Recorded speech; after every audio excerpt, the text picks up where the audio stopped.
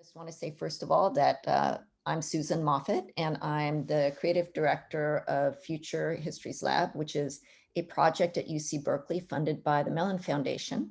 And we are part of the larger Global Urban Humanities Initiative. And the goal of both Global Urban Humanities and Future Histories Lab is to understand cities and urban life through the lenses both of architecture and city planning and landscape architecture and the arts and humanities. And we just started this project called Future Histories Lab, which is a more locally focused project in which we're helping students uncover hidden histories, particularly in the Bay Area, and figure out ways of sharing them in public space. So our students are creating everything from installations to augmented reality to storytelling, sometimes websites. We're creating public-facing products in collaboration with communities. So our classes are all community engaged and also project-based, hands-on. And so we research history and then we find ways of sharing it, always with an eye to the future. So that's kind of on our architecture and planning side is we're historians, but with a particular purpose of looking forward. I am coming to you from Albany, as I mentioned, which is unceded territory of the Chochenyo speaking Huchun Ohlone people.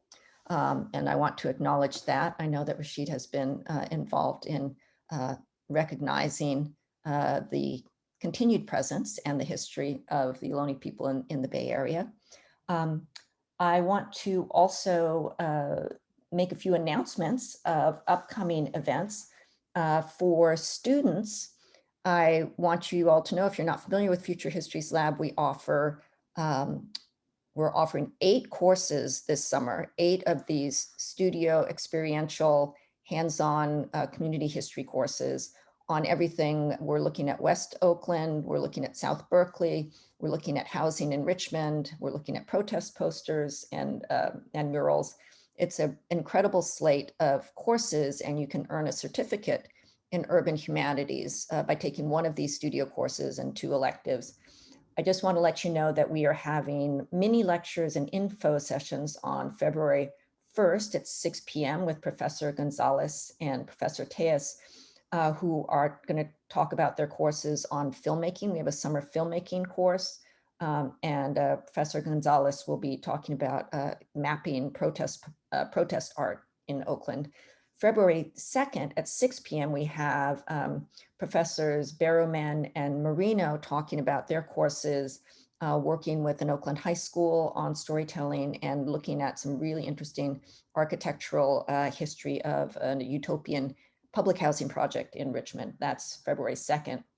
If you want to get the full range of our summer courses, on February 9th at 5, we're going to have a session explaining all of the interesting courses we're doing, including one taught by Erica Chong-Shuk, who is a choreographer and theater director. She's going to be working with seniors in South Berkeley to tell stories of South Berkeley as part of her ongoing process of working using theater and art to reach out to and collaborate with otherwise isolated seniors.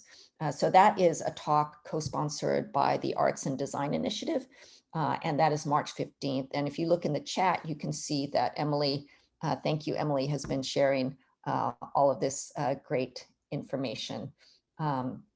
So I think that those are most of the announcements that I want to make. And I just want to welcome everybody and encourage you to look at futurehistories.berkeley.edu to learn more about our projects. So I'm going to jump in right now, and because I think some more folks have joined. We now have 43 folks on this Zoom. That's fantastic. I'm really excited. I want to say welcome to everybody. And I'm going to repeat myself a little because I know some people have just joined. My name is Susan Moffat, and I'm the Executive Director of Global Urban Humanities Initiative and the Creative Director of Future Histories Lab, an interdisciplinary program at UC Berkeley that aims to reveal hidden histories in order to imagine better futures. We're really excited to have Rasheed Shabazz with us today to talk about the renaming of Haight Elementary to Love Elementary in Alameda today. And I'm going to introduce Rasheed, who is a multimedia storyteller, urban planning historian, and youth development professional based in the Bay Area.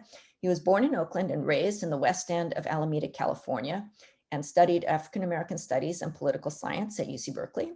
He's currently completing his master's in city and regional planning at Berkeley and is working on a book about the history of African Americans and housing in Alameda.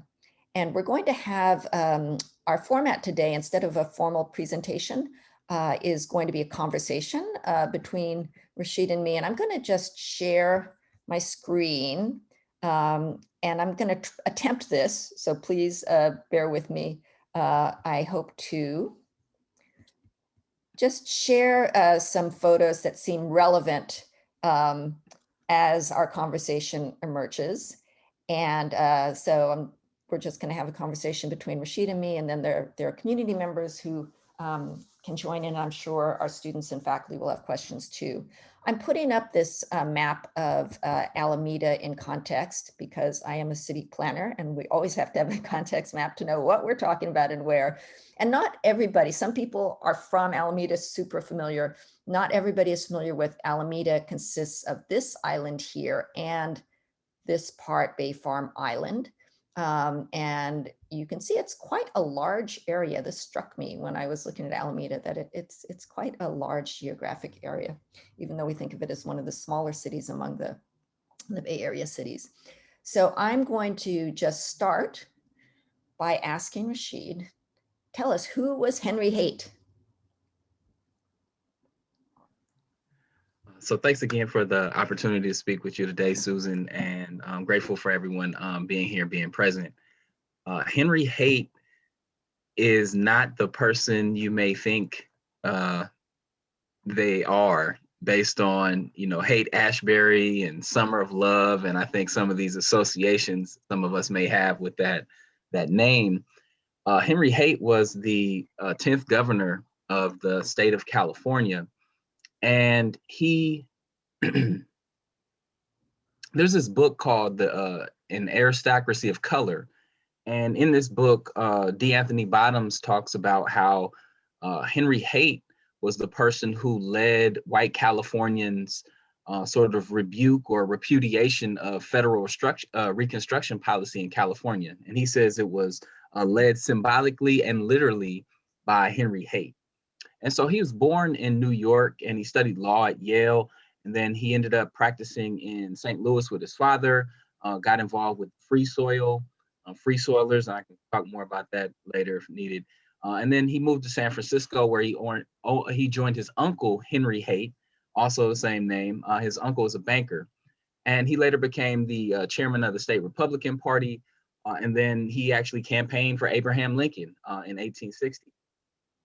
But during the Civil War, he ended up switching from the Republican Party and joining the Democratic Party because of some opposition to some of the policies of Lincoln.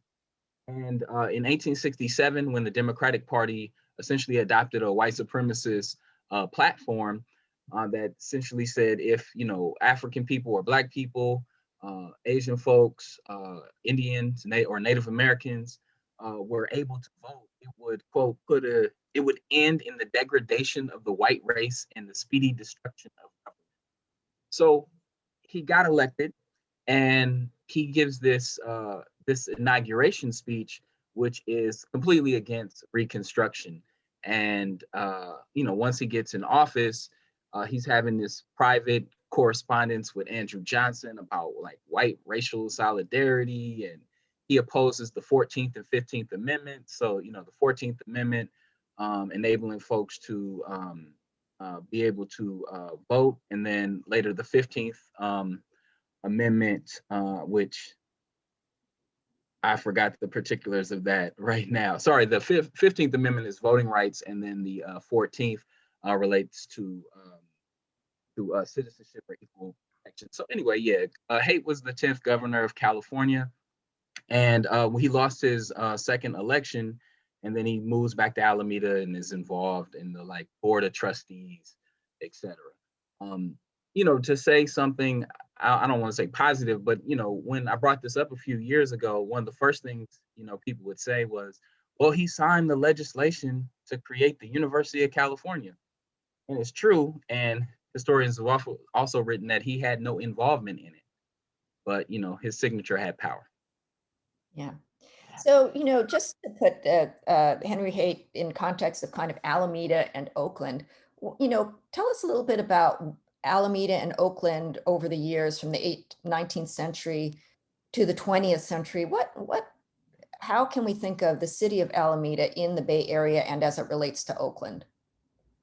Sure, that's a great question. I think about, initially, I think Mark Twain called Alameda the Garden of California. It was this place with a large proportion of live oak, like a live oak forest. And, these places were connected. Alameda is an island now, but it was the peninsula, the Bolsa de San Antonio, as the Spaniards later renamed it.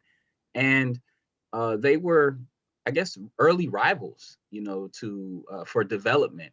And so both, I think, to some extent, suburbs of San Francisco, although Oakland folks don't like to think about being a suburb of any place. But they were rivals to get, the railroad had once ended in Alameda, the terminus of the Transcontinental Railroad, and then it ended up extending further into Oakland. But then over time, Oakland's population grows much larger. There was I think, a larger issue with early squatting in Oakland to a larger extent than I think Alameda. And, over time, sort of a distinction begins to arise around like sort of industry and homes. And so in Alameda, you'll see, the motto of the city of Alameda is the city of beaches and homes. And you can see, one of those there. And so there's this whole history around the amusement parks, the beaches, the baths, and then also these grand estates and Victorian character and all this stuff that they go on and on about. And I think Oakland also has a lot of this as well, but also it has had a larger industrial base, and so just a larger waterfront, and the not the canal, the estuary that was dredged at the end of the 1800s up to I think 1902. It was widened to enable Oakland to compete with Vallejo, and so I think there's these intertwined histories, and I think for many people define Alameda as not being Oakland. Right. So if we look at this image of the water, the water separates Oakland on the right and then Alameda on the left. And there's a lot of Alameda, more kind of residential areas that are not shown in this image. But yeah, kind of Alameda, I think it's images of kind of a small town with quaint Victorians, a history of recreation, and then also the Naval Air Base, right? Um, Yes. So definitely over time, these things change, evolve, and I think with the presence of the Oakland Army Base and then later the Naval Air Station in Alameda, you get some different types of development and a lot of different demographic changes in both cities. So one of the things, though, I would say, just thinking about the involvement of the Navy base, although the Navy base was built there in 1940 or opened in 1940, it's on the west end, and so that also contributes to some differences within the geographies of the city of Alameda. yeah, you can see that here. Yeah. So what's your relationship to Alameda? uh, I always like to quote an Alameda, former pastor in Alameda, Reverend Mike Yoshi, formerly of the Buena Vista United Methodist Church. He said years ago, there's things I would love. It's things I love about Alameda, and it's things I would love to change. And I grew up in Alameda. I moved from Oakland as a child, attended multiple schools here, and yeah, I wanted to joke and say it's a love-hate relationship, but really about all that hate. But what I would say is that it's a complicated relationship. that would be my Facebook status, you know. Yeah, but you're from Alameda. That's the thing. You know, where are we from? Like, yeah, it's definitely a place that's influenced me and it's home. Yeah, And, you know, but I still live in a neighborhood in which, you know, I experienced displacement. And so sometimes I feel like a stranger in my own neighborhood. yeah, yeah. So we'll come back to housing and neighborhoods, but tell us the story of the renaming. So how did you get involved in this? Sure. So a few years ago, there was a whole bunch of, uh, you know, with the election of Donald Trump, you had Charlottesville, and I think there was a lot of concern about white supremacy and particularly white supremacist monuments. And I went to an event actually in Alameda, the school district host. There was this series called Beyond Everyone Belongs. So the school district's sort of motto, and it's kind of this unofficial motto for the city, or I think espoused theory is everyone belongs here. So they had this series, and there was a number of different racist events. You had some anti-black things. I think a noose was found at the tennis courts. You had some anti-Semitic bullying of a child in one of the schools, and so they had this event, and they had this speaker, and he showed this image of the Andes, of the what is it, the Andrew Pettis Bridge, and he showed this image, and he talked about, hey, this thing is still here. It's still named after this racist. And at the time, I had just began researching Henry Haight, and I was like, I guess people just don't know about this. And so uh, on the 5th of December in 2017 is actually 150 years to the date after um, he gave that racist inauguration speech. I emailed the school principal and the PTA of then the Haight PTA and said, hey, you know, this is who your school is named after. This is the policy of how you rename a facility. I don't think it's appropriate to have a school which has like 40% Asian Pacific Islander students to be named after somebody who didn't want Asian folks to come to California. And so that's how I got involved in this journey. Yeah. And then tell us about the steps. What came next? So it was definitely an interesting adventure. So, you know, initially I shared this. I think some people were some of the parents were shocked, surprised. You know, people really loved their school. They cared about their school. And so to find this out was definitely surprising. The superintendent supported, the then superintendent supported the renaming, but that wasn't actually like the process. Spoke to the PTA, tried to encourage them to move forward with it. We actually did a march from the school, which is a few blocks from City Hall. So we led that.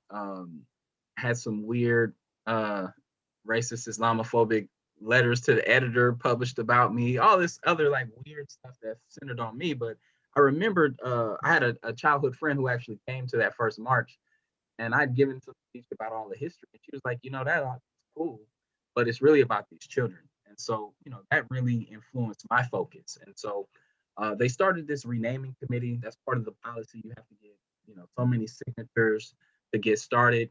And then once this petition happened, they started this committee, and then we really, in that first phase, really just focused on educating people. A lot of people had no idea about, you know, Haight's history, and there was also a lot of people who were essentially apologists for it, like, hey, you know, well, that's what people said, you know, that wasn't an uncommon point of view, you know, 150 years ago. And you know, a couple of people, well, I'm Asian and I went there and I turned out great. So what? So you had some very interesting perspectives. But really, that first portion was about public education. And then we designed, because this committee actually had no children on it, we designed a process that would center the children, give them agency. And so we set up essentially, it was 2018, and we set up an election to be similar to, you know, how parties select their candidates. And so we solicited different names from people in the community. There was a suggestion box at the school and at the library. And as a part of this, you know, people recommended a lot of names. We used criteria to narrow those names down, and we recommended four to the community. and they had an election, and so they could vote on the top four. The top four names that were submitted were Ohlone, so the indigenous people of the region whose land we're on, love as a principle or a value, Don Grant, who was a Black teacher and a coach, formerly in the Estuary Projects and later at Encinal High, and then Neil Tam or Nielsen Tam. And Mr. Tam was a pioneering Asian American educator in the Alameda schools, and then later as a principal, and then or as administrator, and then later as a school board member before he passed away about 6 years or so. So those were the top four names, and so we had an election where students were able to vote, and you can see the results there on the right side, where amongst the we broke it down by um, the sort of constituency, right? Like it was most popular amongst students and parents. Love was, but then Tam was very popular. Tam and Ohlone was very popular with teachers and staff. And then you can see So here. your sound is kind of coming in and out, and I don't know if it's because you're moving or. Sorry, I'm getting so excited when I'm talking. I'm moving away from the microphone. Okay. How about now? It sounds great. Awesome. Yeah, I just I'm here. So so we had this election, and again, you can see some of the results with the teachers and the parents, and as well as the students who they selected in the primary. And then we also had it broken down by grade. So you can see that love was very popular with younger students, but some of the older students favored Ohlone or Don Grant. And so, this is the opportunity. Love. Indeed, indeed. And it was interesting in this process, people had some pretty negative things to say about kindergartners. They're so dumb, they just picked love. And I think maybe they were on to something that some of us jaded adults, heartbroken adults may have forgotten. But the decision was not up to the children, right? I mean, it was tell us like who got to decide in the end. So the students, the parents, and the teachers, they all expressed their opinions. But how was that? So this was a vote. And so this went forward to these groups amongst these top four, and they got to decide. And so based on the combined votes from the parents or guardians and the children, love went forward into a general election. And so in this general election, which was a sort of a way of adapting the policy, there had to be a survey whether or not the school should be renamed, and if it should keep Haight or go with a new name. And so in this new name, and in this case, the new name was Love. And so after this primary election, there was a general election in which students and parents overwhelmingly voted for Love. And so then that went forward to the superintendent, who recommended it to the school board. And there was this whole showdown before the school board with, some of the teachers came out in opposition. There were some who they initially did not want to rename the school at all. And then some of them said, they kind of tacked on to this campaign to say, the school should be named after Mr. Tam. And then I think there were genuinely some people who wanted the school to be named after Mr. Tam, but the process didn't allow them to do or they didn't engage themselves in a way that could educate folks about who Mr. Tam was. And so ultimately it went to the school board, and the school board unanimously chose to, honor the vote of the children and the families. Yeah. So, I'm was very interested in this process in part because I went to high school in Northern Virginia. And the high school that I went to was Jeb Stuart, it's named after a Confederate general. And I watched at a distance the renaming process that happened in recent years at my school. And I think what was interesting in that case was the history of why the school was named after a Confederate general who had no actual connection to the location. But it was part of the massive resistance, anti-integration process of the late 50s, so that when they built new schools in Fairfax County, where I was, that they didn't want to integrate, and they were forced to integrate. But if they were going to integrate, they were going to just name their high schools after Confederate generals. So it wasn't a long history. It was about a very particular moment. And that was, we didn't know that. I mean, I had a Confederate flag on my marching band uniform. And, you know, in the late 70s, it was just kind of like, it felt kind of a little embarrassing, but we had no idea about the history of it.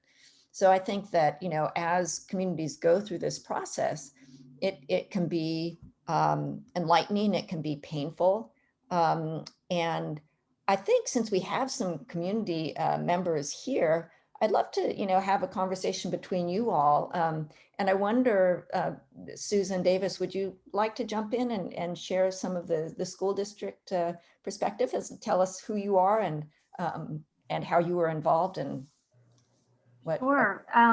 So my name is Susan Davis. I manage community affairs for the school district, and I was the liaison to the district with the renaming committee.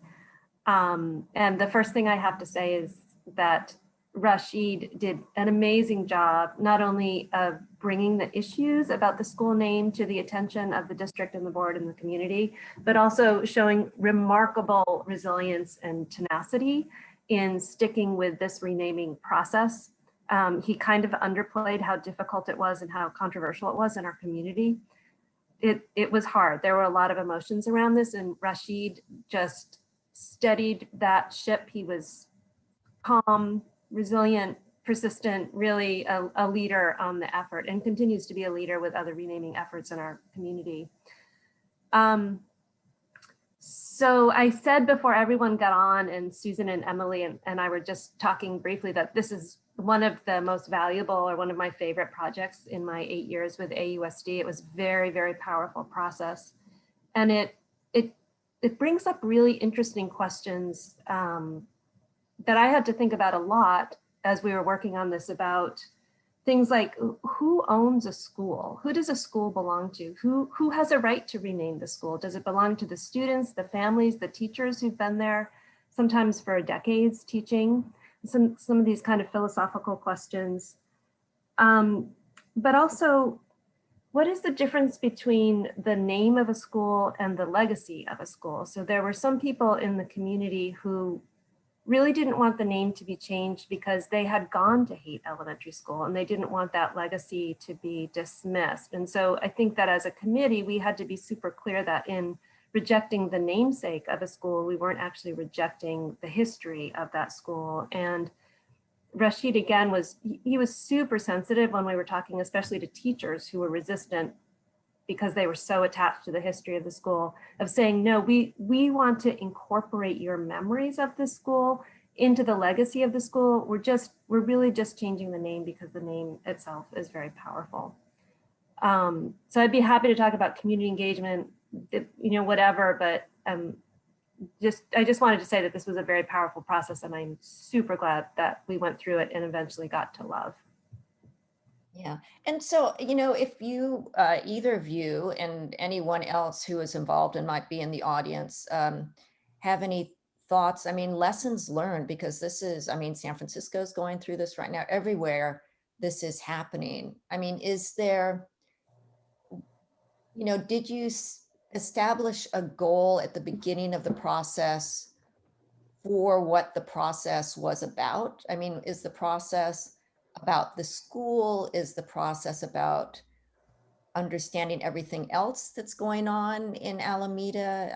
At the same time, these discussions were going on, discussions about housing, and the measure that strictly it kind of forbids the construction of apartments in Alameda. All of this is happening at the same time, and things relate to each other, and yet you have to define the scope of what you're doing, right?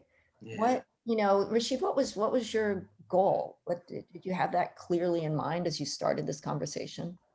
Yeah, I think it was an iterative process for me, for sure. It was evolving as I was interacting and learning from different people. So the campaign initially is just rename Haight. We didn't have any particular outcome that we wanted. Now at the outset, I was asked a lot, oh, well, what should it be? What should it be? And I just threw out love as well, Haight, love. And then that was later suggested by, I think, students and parents. But from the outset, I was more thinking about what is this, how can we have a conversation about Alameda's history?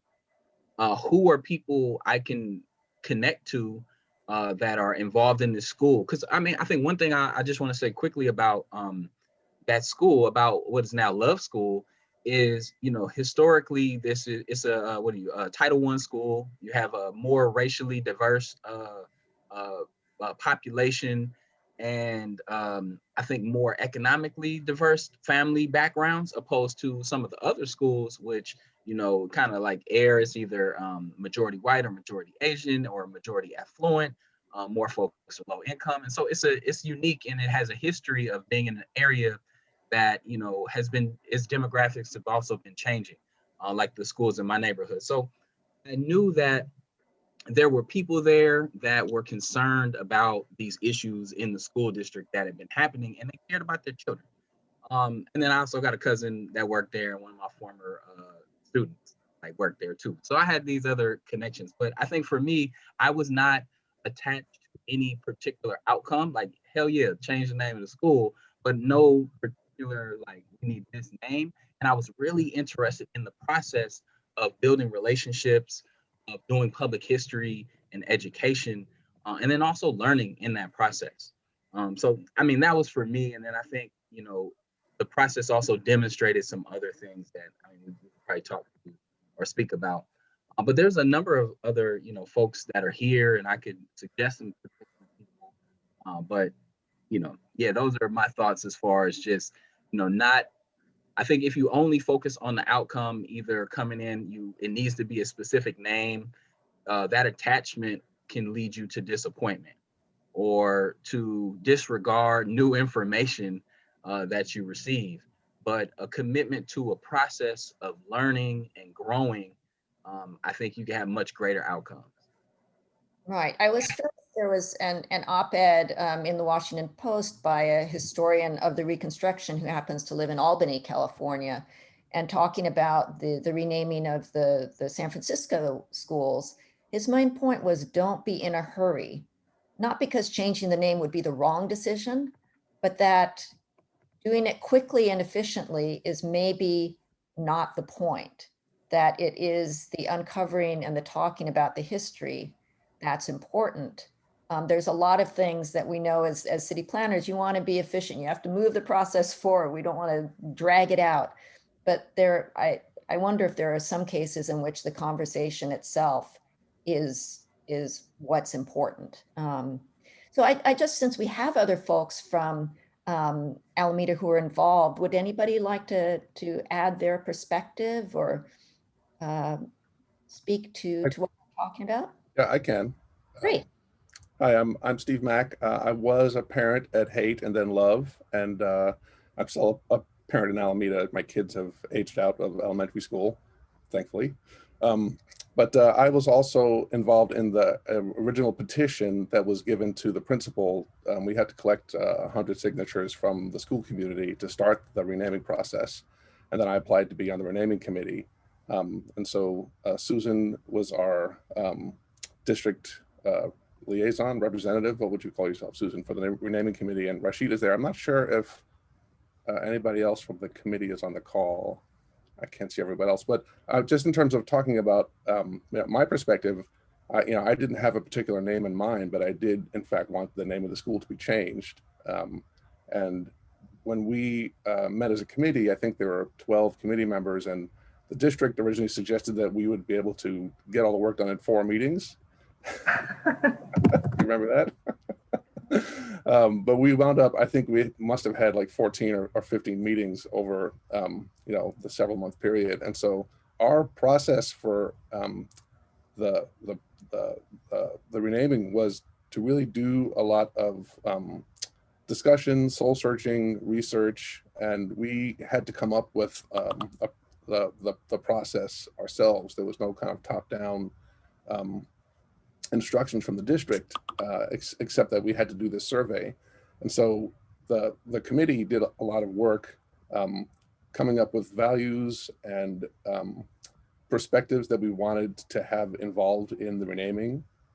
And we did quite a lot of work surveying the community for names. So the committee didn't itself come up with the names. I can't remember now. I should have this memorized, but I think we had something like 200 or 300 names that were submitted, and then we developed a set of criteria for names that would be pertinent to the renaming process. And so we wanted them to be local. We wanted them to be associated with equity and social justice, and we wanted them to represent a range of perspectives that could be seen to represent the school. And so eventually, through that process, we came down with the 4 names that went to the primary. But that was not a small amount of work. It was a considerable amount of work. And then we also had to do a lot of campaigning and championing for the process itself, both in the school and in the larger community. And then there was quite a lot of community outreach. Susan's probably more familiar with community outreach. It wasn't simply the students and families and teachers and staff at the school who were part of the election. It was neighbors within a 1 or 2 block area who also had the input on the renaming and were part of the 2 elections that we had. Yeah. So this just gives us a sense of, from 4 meetings, haha, and you had to move to more than 14, 17 meetings, hundreds of emails, thousands of texts. And that's what's necessary. I see somebody else has their hand raised, Sandy Calloway. Oh, hi, I'm Sandy Calloway. I'm a parent of 2 children at Love Elementary. My 4th grade daughter had attended Haight since TK, and we were very vocal family in the process, as well as my children. The process overall, as you've heard, was very contentious. But once it got to the point of the vote, and we saw that love was favored by the students as well as the parents, many of us felt that no matter what we thought the name should be, that we should uphold the process and uphold the vote of the children and the parents, and that democracy should win out. And that how would it feel for the first civic lesson of our children that they're disenfranchised in the voting process if we take back their right to vote and overturn that. So it was very important to many of us adults as parents to really fight for the process and fight for the renaming to become Love once it became the majority. My daughter at the time, she was a 2nd grader, and she felt really strongly about it because many of her friends were Asian and of minority, and it became apparent to her that they would not have had a chance to vote. And so she wrote a letter, and there was a contest. Many of the kids wrote letters for an essay contest, and she read it in the AUSD board meeting. And so that was really a proud moment to see the kids and to teach them not only the civics lesson, but to stand up for what they felt was right. I remember her saying, well, I asked her what would happen if they decide if the board decides that it should not be renamed Love. And she said, well, we'll go fight for that, and we'll start a protest. We're going to fight for it to be named Love. And so it was a really, I think, contentious. As a parent, it was a bit disheartening to see some of the teachers at the board meetings and what they had said, and to see some of the commentaries in the newspaper. That I think was a really difficult time for us, because our teachers, we respect them and they're teaching our children, and they're also then, at least in some of us, believe that they were espousing racist beliefs, and that was really a challenge, I believe. So it sounds like, from what you all are saying, that for the people who are actively involved, and also maybe for the people watching from the sidelines, and there's always lots of those folks too, at this time, there was a lot of learning as well as a lot of struggle. I'm just wondering how the history of the history of the renaming, how is that going to be remembered? So, I mean, Robert Musil said that there is nothing so invisible as a monument, right? And we know that in any city we walk by, statues of guys on horses, we have no idea. The names are often invisible too, right? Because if we didn't know, in my case, why my school is named after Jeb Stuart, if we didn't know, a lot of us, who Bolt and LeConte and Barrows and all these folks are. And then if the name just changes and now it's something else, the new name can be invisible, or that process can also be invisible. And then maybe part of that effort has been wasted if that knowledge is not continued. And I'm just wondering how, when places are renamed, how that important memory, how does that continue? Because if it's embodied only in the name, everything that went into that becomes invisible. I feel Yeah. like it's actually more than just the name, and that we have a new principal, and she's really pushing to embrace not love as the name, but as the act, and how we're looking at teaching. And I feel that that is something that we're moving towards, and that I see that the kids felt, love means caring. And maybe to some of the adult teachers, love had a different meaning that it doesn't have to children. They were worried they would never be able to recruit a principal or other teachers. Well, we did recruit a principal that believed strongly that love was the center of teaching. And I think that the next step is to further embrace it, and it's in the teaching.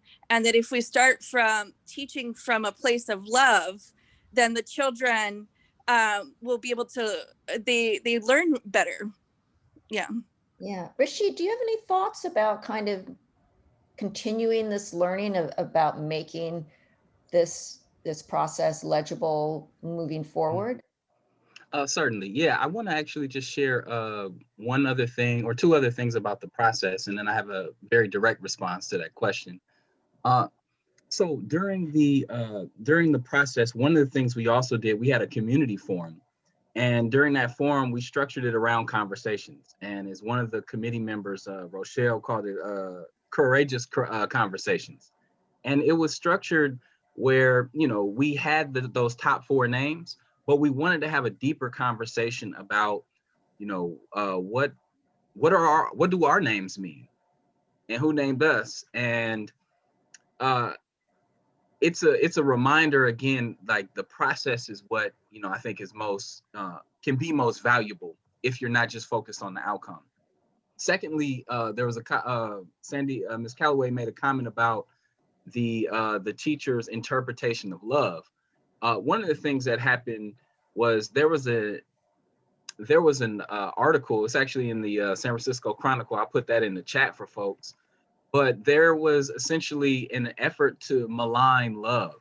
And some of the teachers signed some letter that compared, like they said that love sounded like something out of a Kinsey Institute study. And so Alfred Kinsey, had some theories, psychological theories about sexuality, and not whether or not someone is straight or gay, but it being sort of this spectrum of, a 0, you really heterosexual, 6, like you got rainbow sunglasses or something like that. No, like this idea of it being, a certain extreme, right? And so anyway, not to get off into the Kinsey study, but love being sexualized at elementary school was a strange thing for me to observe. And so I want to echo your point. Like, I think there was a lot of learning. I don't know if everybody who signed that, studied Kinsey in college, but it was not a very exciting thing to see, love being becoming sex. To your question. Now, stay close to the mic. To your question, I could also amplify. Like Susan said, I try to keep it calm because we also had a couple incidents with white women getting very scared when they interacted with me, even when I'm smiling. So the comment, I think Susan talked about the concern about legacy. And one of the things, we heard that a lot early, like some people were saying it was erasing history. Other people had this nostalgia for the place they went to school or they worked. And so we talked about some sort of legacy project and attempted to engage different alumni. And the idea was that people could share memorabilia that could somewhere be housed there at the school. And so, you know, there was some work done by some of the committee members, Stephen and Rochelle, to work with I think the librarian or the media center person. But the idea was to get some type of display in which you could have some of this history. I had a zine that I created that had, you know, basically the history about hate. There was something that was at the museum, the Alameda Museum at one point, that sort of like glorified hate, you know, and then that ended up getting moved after this whole process. But the idea being like you can have this history told through excerpts from those children's essays in that essay writing contest. You can have testimonies, you know, with the technology now, we can get video from the board meetings and that could get plugged into, you know, an iPad or tablet or something. And that could be something that's interactive. We could have, I'm sure there's some ballots somewhere, not ballots, you know, in the swamp or whatever, you know, they claim these voter fraud ballots end up at. But you know, there were the ballots that were produced that could also be an artifact. So I think there are ways of telling the history, but I think that, you know, folks maybe just need some of that support and guidance in how to do that. Because unfortunately, I think some of the historical institutions that exist in Alameda don't really have that skill set or capacity to do that. Yeah, well, I'm glad you raised the question of kind of archives and storytelling through archives, because that's one thing that Future Histories Lab is working on. And I'm just going to put it out to everyone, community members. We're always looking for community partners that want to work with our students and faculty, and organizing community archives and making them visible, whether through websites or other means, is part of what we do. We have several people with their hands raised. And it was, let's see, in order, it was Steve Mack, then Susan Davis, and then Caroline, who have their hands raised. It would be great if I'd like to have some questions from the audience for Rasheed or anybody else, but we'll see if we get there. If folks could be brief, it would be great. So Steve, what you want to speak up? Go ahead. Okay, I think Susan had her hand up before me, but since I'm talking, I was just going to talk about our plans for a legacy archive, which really haven't taken off, but they're not completely gone. We are just looking for ways to find a place to store and house the legacy materials at the school site. So I have all the materials that we produced for promoting and informing the school community and the neighbors about the renaming and the elections. So that is a plan that has not stopped. It's just that it's kind of gone slowly. That's great. Very important. Susan. I just wanted to add, in response to your question about how does the history of this renaming process live. This is a little bit indirect, but I think that when communities go through these periods of great struggle, that it surfaces a lot of underlying feelings that people might not have been aware of.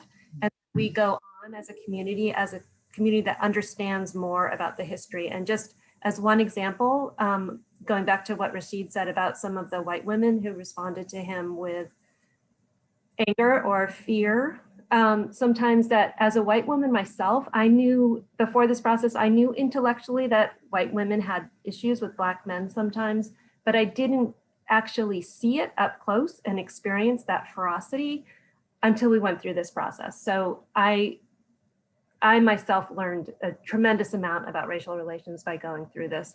And I know that 10 years ago, I was a parent and not working for the district then, but I was involved in an effort to get lessons around anti-gay bullying lessons into our elementary schools. So helping students to understand why they shouldn't bully other students who are maybe identifying as gay or have families that are gay. It was the same thing, tremendous consternation and pain in our community going through that. But I think that as a whole, our community came out of it more enlightened. Yeah, it sounds like when we enter into these processes, we have to be ready that that's going to be expected.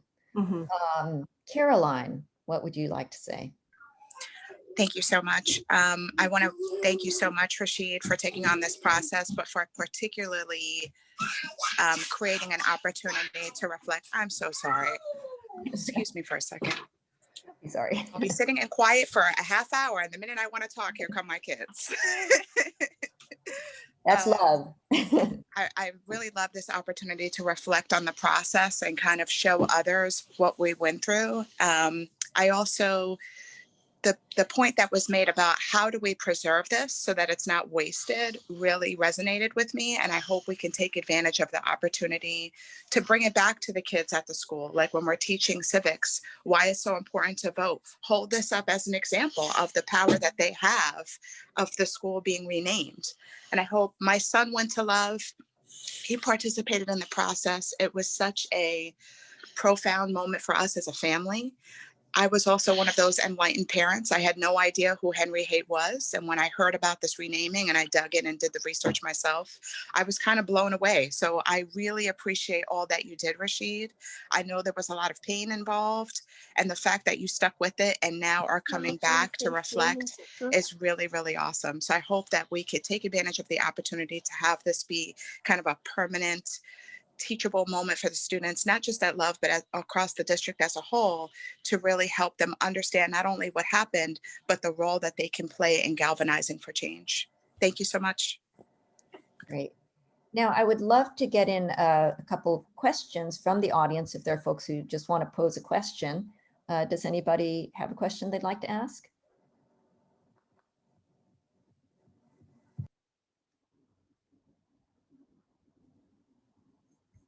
Can I lob myself a softball? Yeah, and we can't hear you quite.